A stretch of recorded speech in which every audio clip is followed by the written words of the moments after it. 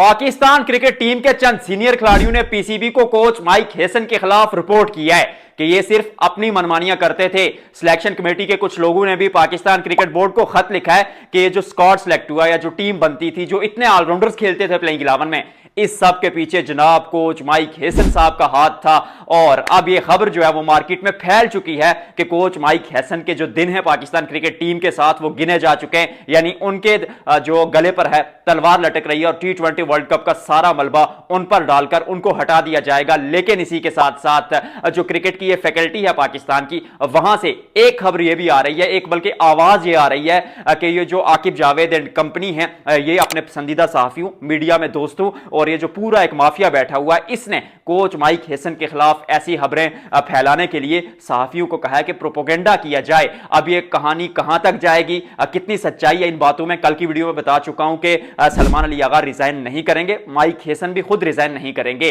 अलीम डार resign कर चुके हैं। और अलीम डार वैसे मैं आपको ये बताता चलूं कि वो कोई सैलरी नहीं ले रहे थे पाकिस्तान क्रिकेट बोर्ड से, वो ऑनरी तौर पर सिलेक्शन कमेटी में बैठते थे और अपना पॉइंट देते थे। और वो शादाब खान और बाबर की सिलेक्शन के खिलाफ थे, जिस पर उनमें और माइक हेसन में तकरार भी हुई थी, एक बहस भी हुई थी। अब ये स्टोरी आपके सामने थोड़ी रखता हूं जो मुझ तक खबरें पहुंच रही हैं, जो मेरा खबरी मुझे कह रहा है कि पाकिस्तान क्रिकेट के चंद सीनियर खिलाड़ी, अब उनमें नाम तो किसी का सामने नहीं आया, लेकिन सीनियर खिलाड़ियों में देखा जाए तो शाहीन शाह अफरीदी, बाबर आजम, फखर जमान, इन खिलाड़ियों का सबसे ऊपर नाम है। इन खिलाड़ियों ने पाकिस्तान क्रिकेट बोर्ड को जब वो अपनी रिपोर्ट दी, जब उनसे पूछा गया कि भाई इतनी बुरी कारकर्दगी क्यों हुई वर्ल्ड कप में, उन्होंने कहा कि कोच माइक हेसन साहब अपनी मनमानियां करते थे, अपनी मनमानी से वो प्लेइंग 11 बनाते थे, जिसको मर्जी चाहा ओपनिंग करवा दी, जिसको चाहा मिडिल ऑर्डर में खिला दिया। बाहर जो स्पेशल खिलाड़ी थे जैसे इब्रार अहमद बेंच पर थे, लेकिन शादाब और नवाज आधे तीतर आधे बटेर ऑलराउंडर्स जो है अब वो माइक हेसन को पसंद थे तो वो खेल रहे थे। साइम अयूब इसी चक्कर में, बॉलिंग के चक्कर में 60 मैचेस पाकिस्तान के लिए खेल जाते हैं। माइक हेसन के एरा में वो 14 मैचेस एशिया कप और वर्ल्ड कप में मिलाकर खेले, जहां पर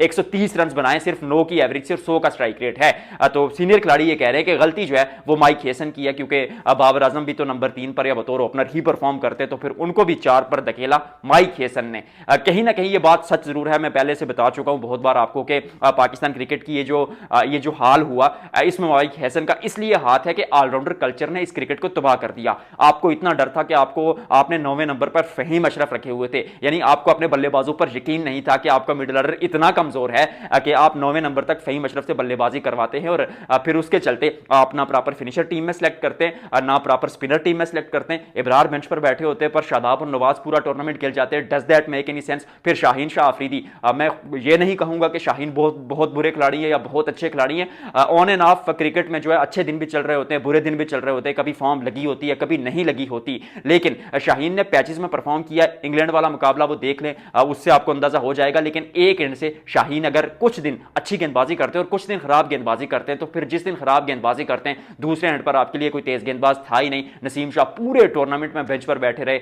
सलमान मिर्जा एक मुकाबले में आते हैं, दूसरे में फिर ड्रॉप हो जाते हैं, फहीम अशरफ तो गेंदबाजी करते ही नहीं है, तो फिर स्पिनर्स के साथ एक आपका एस गेंदबाज क्या क्या करता, ये भी तो सवाल है। मैं हमेशा कहता हूं कि ये जो ऑलराउंडर्स थे, ये जो फ्लेक्सिबिलिटी थी टीम में, इसने पाकिस्तान क्रिकेट को अनप्रिडिक्टेबल से बिल्कुल जो है वो लोअर लेवल की टीम बना दिया, और जिसके चलते सामने वाली टीम जो थी उसको आपका लूप होल पता था। आप जो आखिरी मुकाबला इंग्लैंड के खिलाफ हारे, उसमें भी देखिए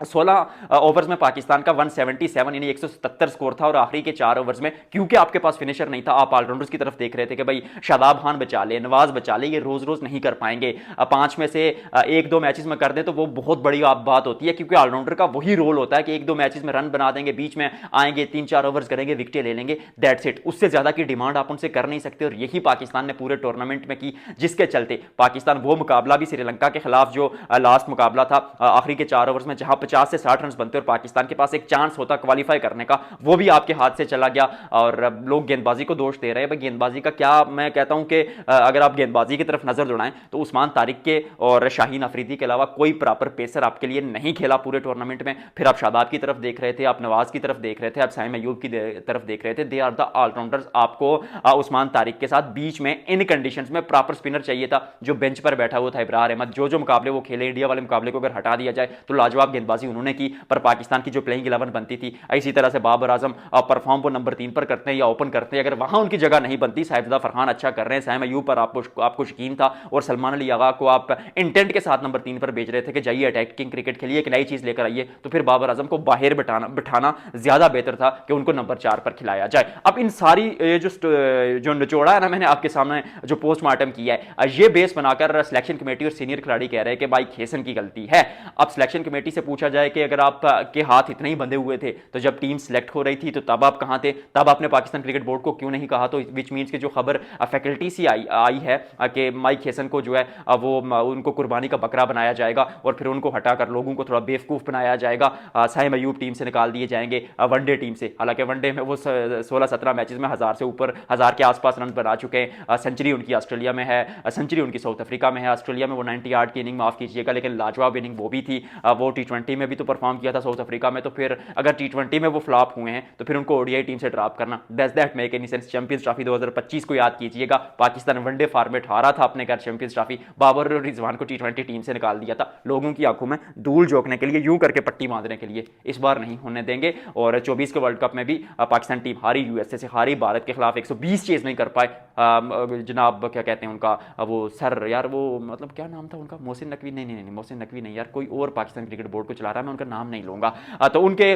जो रूहे रवां थे मोहसिन नकवी साहब, वो आते कहते हैं ग्रैंड सर्जरी करूंगा, बड़ी सर्जरी करूंगा। सर्जरी क्या की? वहाब रियाज को सिलेक्टर और मैनेजर हटाकर वुमेन्स क्रिकेट के जो अफेयर्स हैं पाकिस्तान क्रिकेट में, यानी वुमेन्स क्रिकेट को चलाना, उनका डायरेक्टर बना दिया। तो वो आपकी सर्जरी थी। एशिया कप में आपने एनओसी का बहाना किया, सारे खिलाड़ी लीगें खेल कर आए, बिग बैश लीग देखें, IL T20 देखे, BPL देखे और अभी द 100 में भी जा रहे। तो विच मीन्स के इस बार भी साइम को ड्रॉप कर देंगे, नवाज को ड्रॉप कर देंगे जो ऑलरेडी टीम में है नहीं, लेकिन लोग गुस्से में ना, लोग नवाज को और साइम अयूब को ड्रॉप होता वो देखेंगे, थोड़े मुतमईन हो जाएंगे। शायद आप बाबर और रिजवान में से भी क्या कहते हैं, रिजवान तो खेलेंगे खैर क्योंकि वो स्क्वाड में नहीं थे, तो बाबर या शादाब में से,